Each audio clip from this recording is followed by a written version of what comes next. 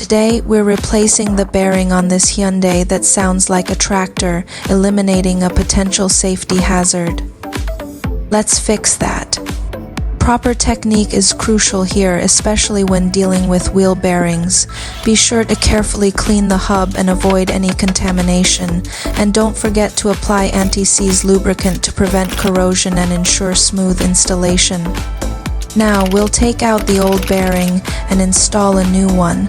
Make sure to torque the bolts to the manufacturer's specifications to avoid damaging the new bearing. No more noise, just a smooth, safe drive. Proper installation can save you a lot of hassle down the road.